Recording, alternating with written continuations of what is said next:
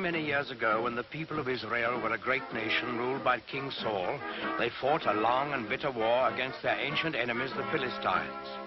In those days, soldiers used swords and spears and bows and arrows, and they wore heavy armor and carried shields to protect themselves in battle, so that only the biggest and strongest men were taken into the army.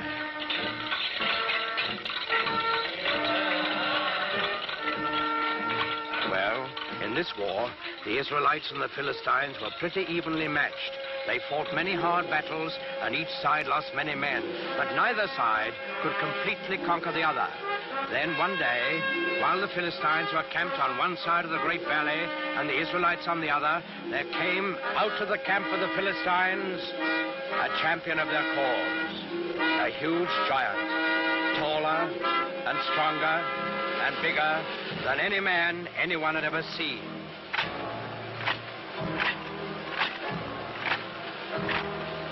He wore very heavy armor, and his face was fierce and cruel, so fierce and cruel that it would strike fear into the hearts of the bravest. This was Goliath, the giant of Gath. He strode through the center of the valley, faced the armies of Israel, and in a voice like thunder, he hurled this defiance at them. I am Goliath, the giant of Gath, and the Philistines have chosen me as their champion. You, soldiers of Israel, choose a man for you, and let him come down here and fight with me. If he kills me, we will be the servants of Israel. If I kill him, you will be slaves to the Philistines. I defy any man to accept my challenge.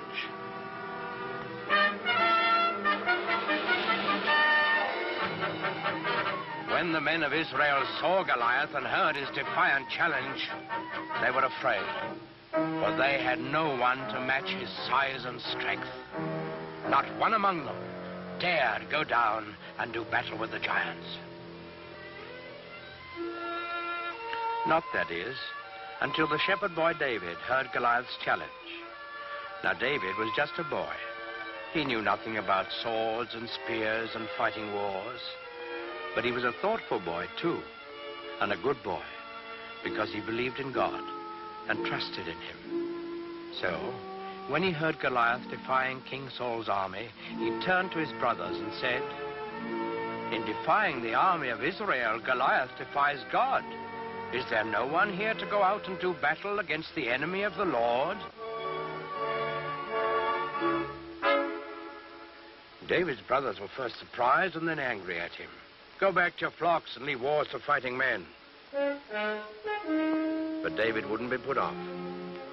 "I will do it," he said. "Send word to King Saul. Tell him that I will go down into the valley and do battle with Goliath the giant." When the king saw how determined David was, he gave him his blessing and offered him his own royal armor and sword. But David wouldn't take them. He wasn't a soldier. Instead, he went to a nearby stream and selected 5 smooth stones. He put these in his shepherd's bag. He took his stick in his left hand, and in his right hand he held a slingshot. That's all. With both armies looking on, excited and expectant, David went down into the valley to meet Goliath. They met in the middle of the valley. David looking up at the giant, confident and unafraid, and Goliath looking down on the unarmed boy with eyes full of hatred. Suddenly, the giant Philistine roared in a terrible fury. "I have defied all the armies of Israel to give me a man to fight, and they have sent a boy against me. What? Am I a dog that you come against me with a stick?" David answered him calmly. "I come against you in the name of the Lord of hosts, the God of the armies of Israel, whom you have defied. Your sword and your spear and your shield will not save you, Goliath, for this day you shall learn that the Lord fights on the side of right."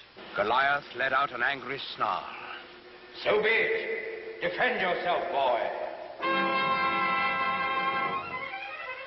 Goliath the giant rushed forward to make quick work of the boy champion of the Israelites. David stood his ground. He reached into his shepherd's bag, took out one stone. He fixed it in his slingshot, and he let it fly.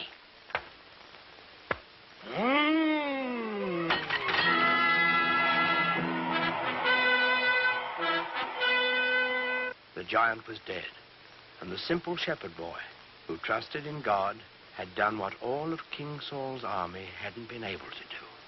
David lifted his eyes to heaven, and he whispered a prayer.